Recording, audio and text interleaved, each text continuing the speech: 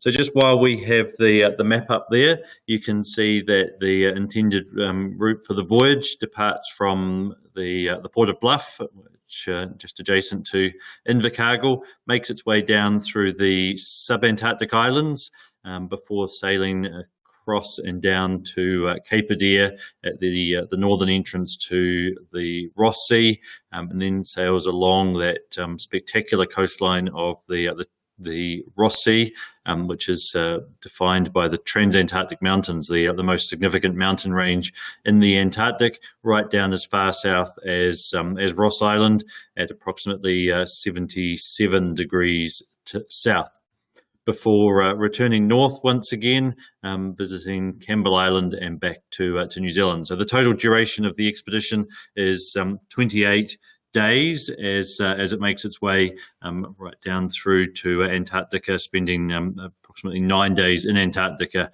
and then returning. A number of you may well have joined us for our earlier introduction to the Subantarctic Islands, so I'll just quickly run through an introduction to the Subantarctic Islands, because they are a really significant part of these Antarctic expeditions as well. So nearest to New Zealand, we have the Snares, just 60 miles to the south of Stewart Island, but a completely different world, home to its own endemic species of penguin, the Snares crested penguins. And here we zodiac cruise along the coastline, and these are some views of the Snares and the penguins and the wildlife there from the zodiacs during a zodiac cruise. Continuing further south to the Auckland Islands, this is New Zealand's largest subantarctic island. It's actually where the Spirit of Enderby with Heritage Expeditions is today, during one of its subantarctic island expeditions. Here you'll find some large sheltered harbours, large numbers of breeding sea lions on the beaches. It really is a world quite unlike anything else in New Zealand. You still it's familiar, but it's different as well.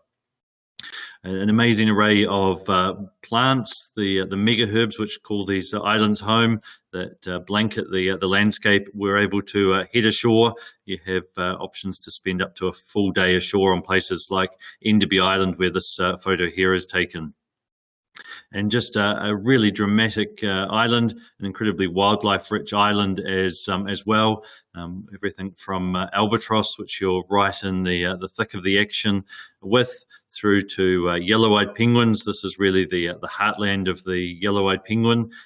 Quite significant numbers of them breeding on the island. There's parakeets foraging out on the grassy areas of the island. And then continuing south, still within the Auckland Islands, down to Carnley Harbour, which lies at the south of the Auckland Islands. And again, a large, well-protected harbour with a dramatic coastline that we're able to get out and explore. For those that are so inclined, there's opportunities to get out and hike up onto the slopes of the harbour. Before you continue southwards, a day or so at sea, down to Macquarie Island, and at Macquarie Island you will find that you have actually entered into Australia. First of all, biogeographically it's part of New Zealand, but politically it's part of Australia. So landing at the Macquarie Island, where you'll find species like the king penguins. Macquarie Island is a real hotspot of penguin abundance, large numbers of these king penguins breeding on the beaches. You can see a part of a small colony here at one of the landing sites, which we visit on Macquarie Island. Also, elephant seals in significant numbers along the beaches. Just really a hive of activity, and a couple of days are spent again here at Macquarie Island, taking in all the action and excitement on the beaches. Another of the penguin species, the royal penguins. So this is very much expedition-style cruising. You've got the zodiacs to take you ashore. Naturalists and guides are on board. They're driving the zodiacs. They're also joining you on the landings as well, and providing interpretation while visiting these amazing wildlife hotspots. And also they are UNESCO World Heritage Sites as well. And then from there, the true Antarctic experience really begins. It's approximately 4 days at sea, making your way down towards Antarctica. During that time, the onboard expedition team are going to be giving lectures and presentations, preparing everybody for their arrival into the Antarctic. The weather progressively gets cooler, despite the fact it's the middle of summer. At some point, you will also cross the Antarctic Circle. So all the expeditions that visit the Ross Sea must cross the Antarctic Circle, because all the land lies to the south of the Antarctic Circle. And the first real herald or call that signifies your arrival into the Antarctic is usually the first of the icebergs, which engenders great excitement on board, signals that you are really entering into the Antarctic proper. And some of these great tabular bergs that have drifted north from the Antarctic continent. They all come in all sorts of shapes, sizes and forms, but every one of them is spectacular in their own right. You'll usually have a bit of this as well. This is the pack ice. So the ship will need to navigate through the pack ice to make its way into to its first landfall in Antarctica. Therefore, the ship must be ice strengthened, and the Spirit of Enderby has a very high ice class, enabling it to navigate through this ice-filled waters. At times, the almost entire sea surface is covered in ice as the ship navigates its way carefully through the ice in towards Antarctica. And while you might technically still be at sea, once you're in amongst the ice, there really is a lot to see and experience. There's, of course, all the beauty of the ice, but there's also a lot of wildlife to be spotted along the way as well. Things like these Weddell seals, chances to see some of the birds of genuine Antarctic species, like these beautiful white snow petrels that breed only in Antarctica. And the ship has an open bridge policy, so you're able to enjoy the navigation up on the bridge. Watch the captain and the officers as they navigate the ship through the ice. It's open 24 hours a day, so you can head up, whether it's first thing in the morning, during the middle of the day, or even in the middle of the night. And at this point, the middle of the night is what you see there in the photo, with the land of the midnight sun. And then you make your first arrival to Antarctica, to the northern end of the Ross Sea at Cape Adare. Cape Adare is a significant promontory that juts out from the Transantarctic Mountains. And just to give you a sense of scale, and I guess one of the big things about the Ross Sea region compared to anywhere else in the world, even the Antarctic Peninsular expeditions, is just the sense of scale that you get while traveling through the Ross Sea. So this is a photo of Mount Minto, which is a 12,000 foot, 4,000 meter high peak to the northern end of the Transantarctic Mountains, and it's about 100 miles or 200 kilometers away from where I was standing when taking this photo. So you've also got that amazing clear air that Antarctica is so renowned for. Cape Adare is perhaps or most likely the largest penguin colony in the world. There's spread across that spit of land that you can see beneath the folk climbing the hill here is a breeding population of up to 1 million Adelie penguins in the peak of the breeding season.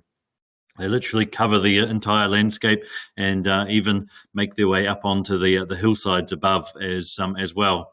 So from the first moment you set foot ashore, there's penguins literally left, right, and centre as they busily go about their lives in the short Antarctic summer. Great photographic opportunities. Some of the Adelies just offshore from Cape Adare, and often quite a bit of ice around as well. So you'll be navigating through the ice with the Zodiacs as you make your way into shore. And you'll often get these groups of Adelies just sitting around on the shoreline on the ice, waiting between heading out to sea.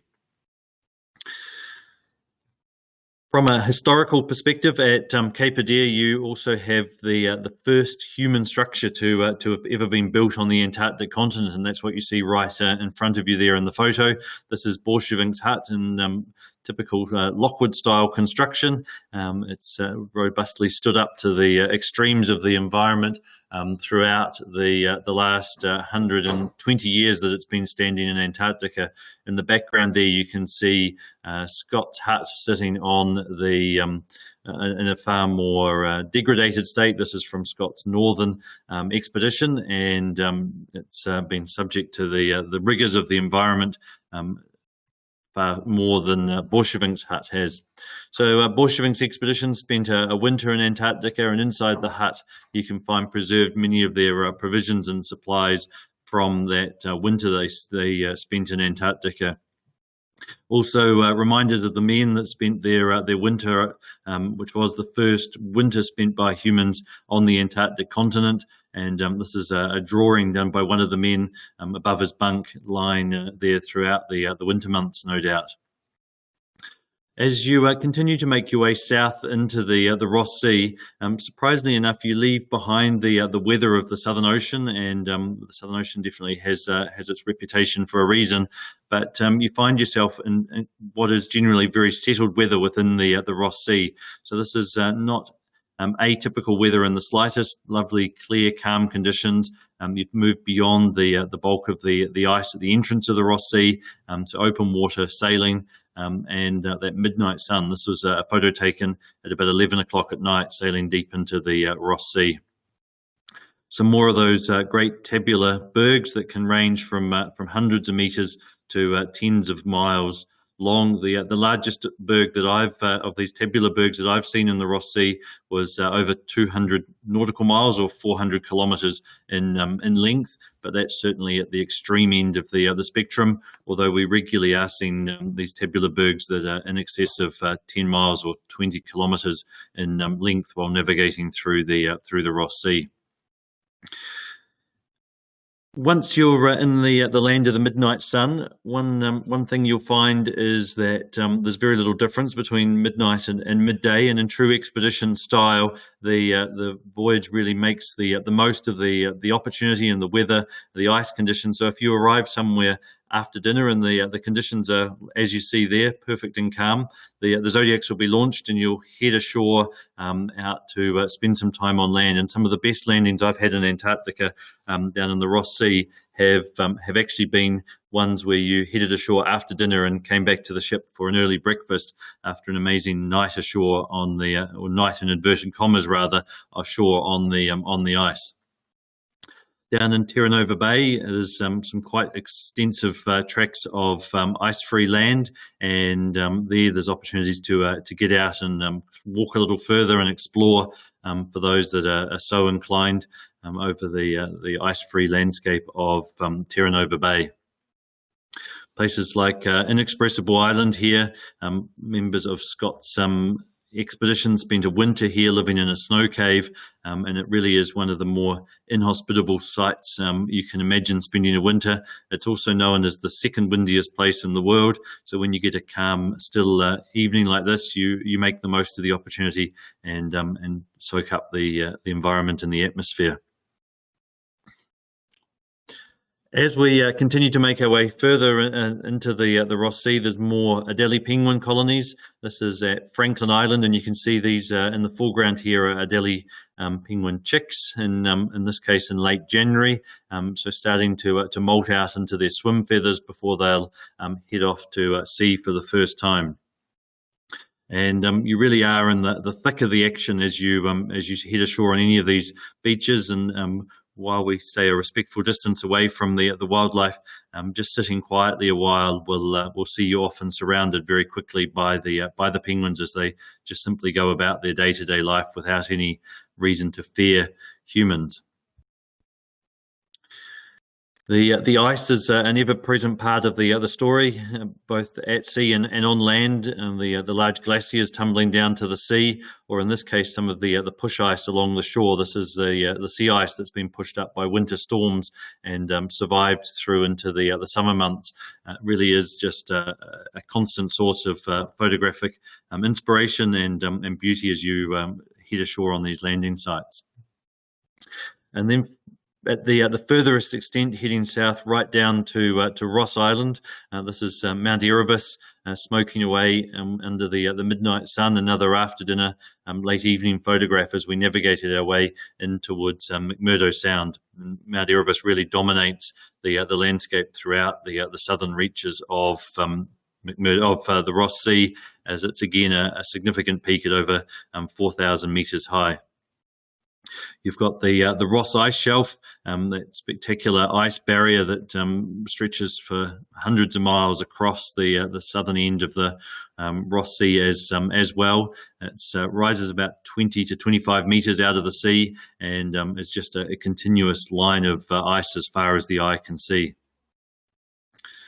It's, occasionally there's more ice than others, and that's why having an ice-strengthened ship and a really ice-capable vessel is such an important asset when navigating into these waters. This was a voyage where there was still quite significant ice at the McMurdo Sound area as we navigated in towards McMurdo Sound. Now, you might have noticed that many of those expeditioners on board are wearing blue jackets, and that's part of the expedition, is that on these voyages, while in Antarctica, you have the use of a specially designed polar jacket from New Zealand company Earth, Sea, Sky, specifically designed for use during these expeditions. So those are something which are issued during the time in Antarctica. Also provided for the duration of the voyage are insulated muck boots, which are designed to keep you warm down to at least minus 20 degrees Celsius. So great for walking on the ice and being out in the zodiacs on a colder day in the Ross Sea. Some more views of one of the landing sites on Ross Island, this time at Cape Bird. You can see that almost desert-like landscape and anywhere where it's ice-free, and then the Adelie penguins along the shore. And just taking some time while ashore, and a big part of these expeditions is really just taking them the opportunities as they arise and making the most of the time ashore to sit a while and watch all the action in the penguin colonies. Here the South Polar skuas just marauding across the penguin colonies.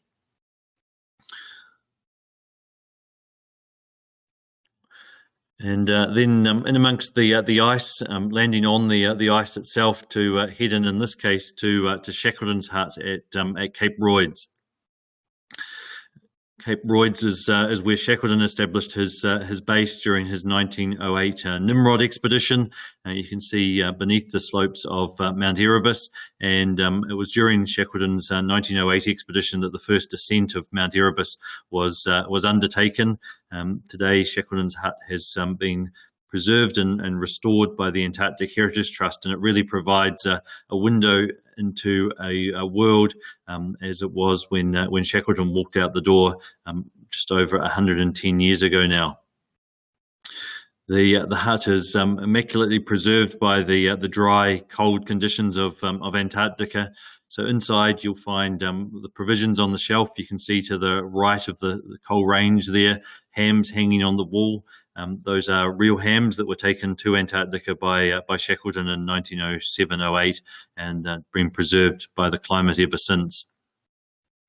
Just a beautiful hut to spend some time in, and we're able to visit the hut, really absorb the atmosphere, and you really get a sense of the personality of those heroic age explorers as well. Shackleton's hut, just quite a different space and place to Scott's hut, which I'll show you in a moment. Shackleton was the first to use motor vehicles in Antarctica, and some of the oil preserved there still he had taken south as well. And even the old dirty socks from those expeditions preserved as well.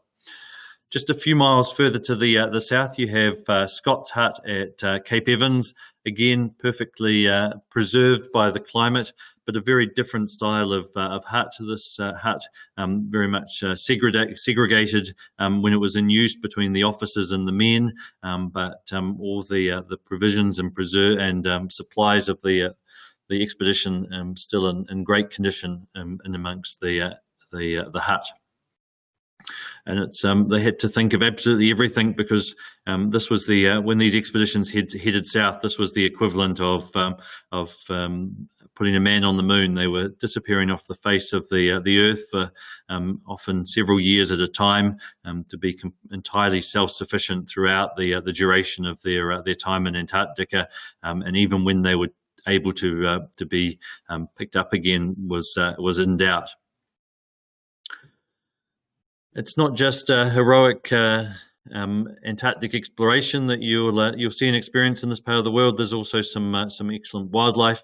The whales, there's large numbers of orca or killer whales that live in and around McMurdo Sound, and a few views of those from some of the expeditions. There's also minke whales regularly spotted in and around McMurdo Sound as well. And a real highlight for expeditioners is the opportunity to see emperor penguins.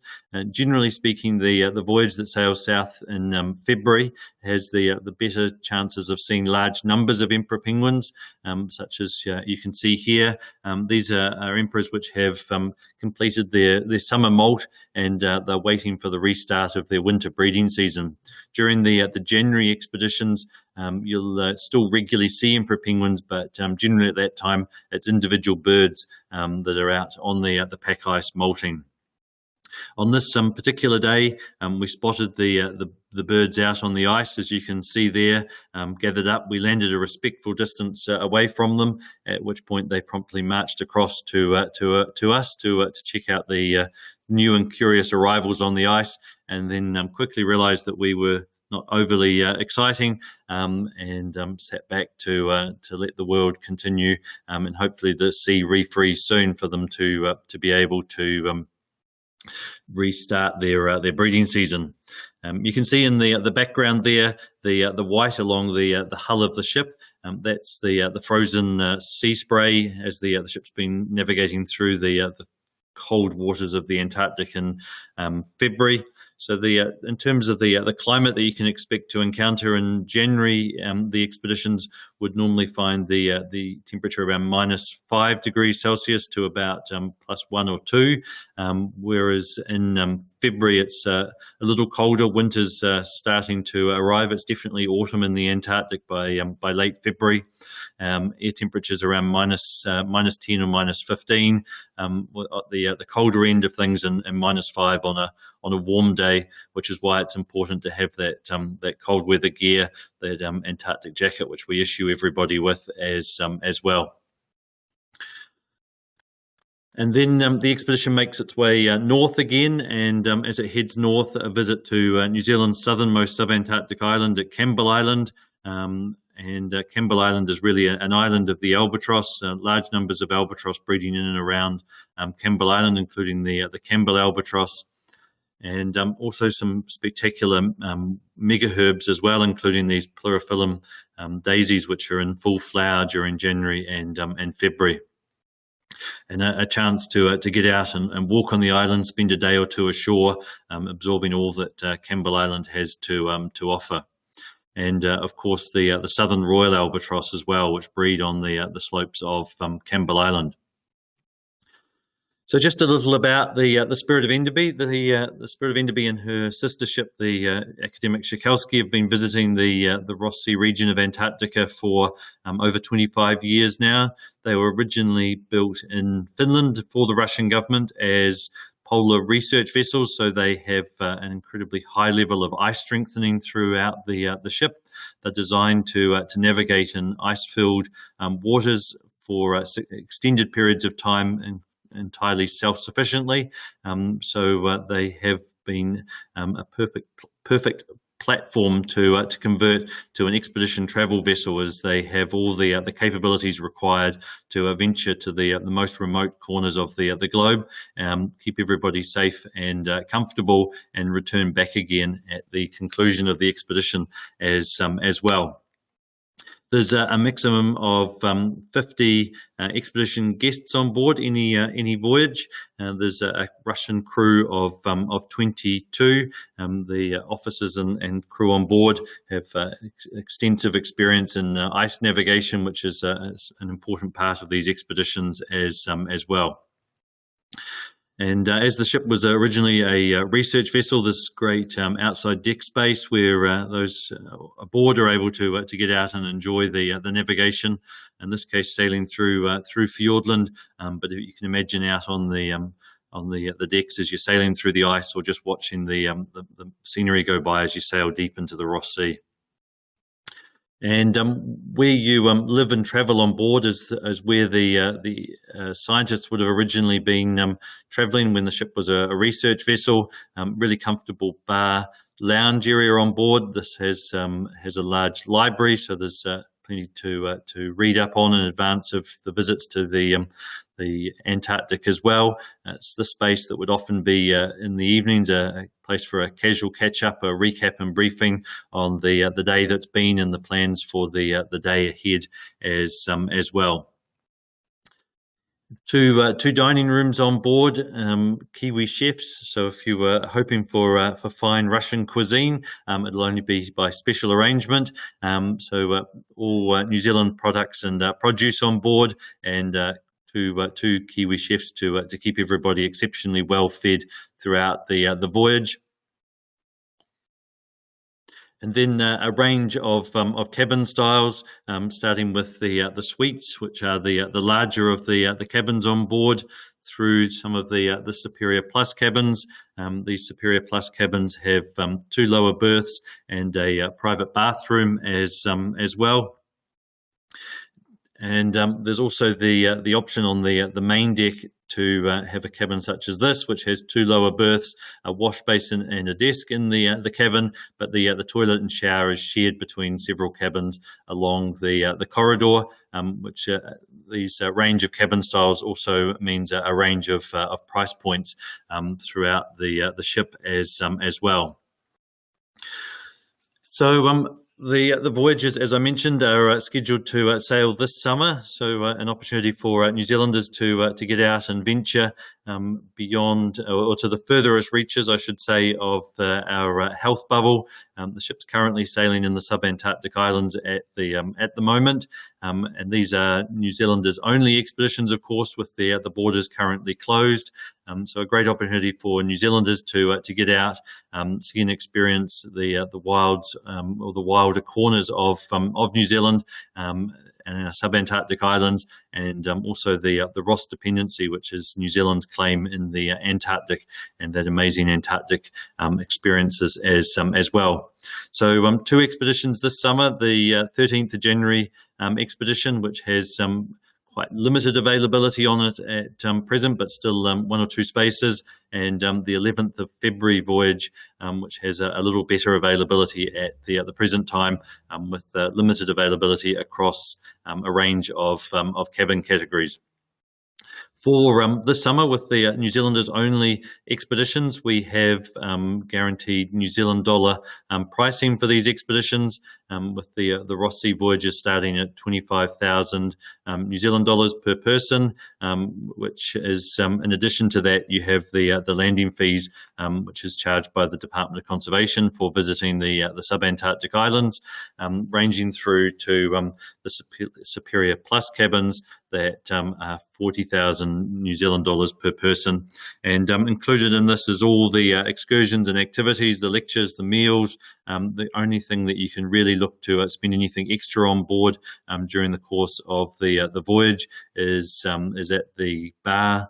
There's a limited internet capability on board, which is an additional cost as well, and a very small gift shop if people miss their retail therapy during the course of the expedition. So effectively, very little to spend anything additional on once you've purchased the expedition and are on board. For those that maybe aren't ready to travel this summer, but looking forward to travel for next year, 3 expedition departures, 2 of those aboard the Spirit of Enderby, 1 aboard the Academic Shikelski, and for next year, the pricing reverts to the US dollar pricing, which you can see there, with a range of again the cabin category pricing across the ship.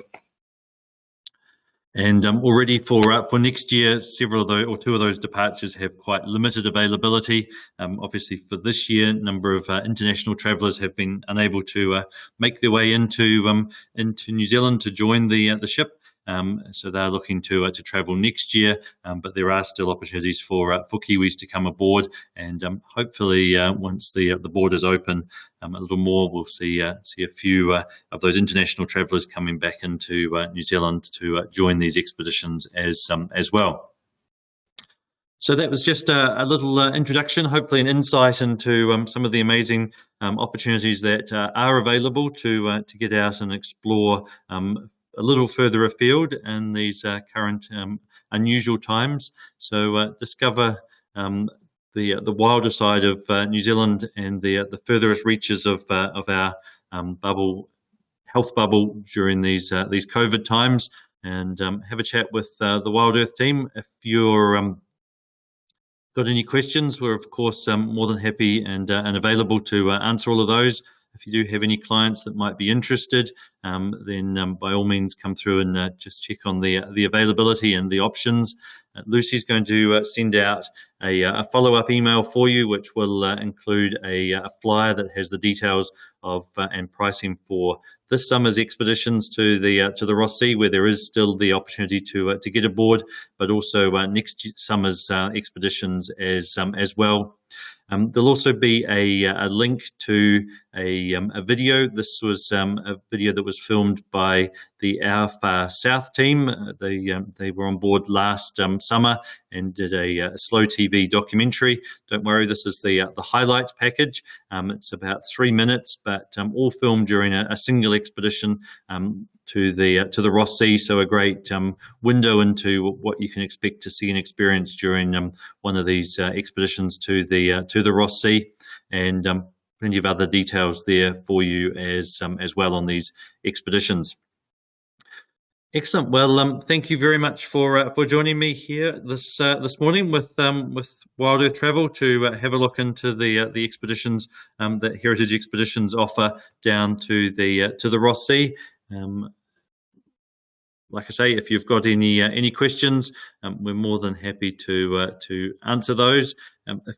One thing that I should mention is for those considering travelling this summer, Heritage Expeditions is operating its voyages as quarantine-free expeditions. So at the current time, visitation to Macquarie Island, while potentially possible, would still mean quarantine on our return. So we won't be making a stop at Macquarie Island until New Zealand changes its settings and allows the ship to return quarantine-free back to New Zealand. But hopefully that will happen sooner than later. And in the meantime, we have the amazing New Zealand Subantarctic islands to see and explore. Like I say, if you've got any other questions, sing out, fire those through. More than happy to have a chat with any of you directly. And of course, the rest of the Wild Earth team are here to help and assist you as well. Thank you very much and have a fantastic day.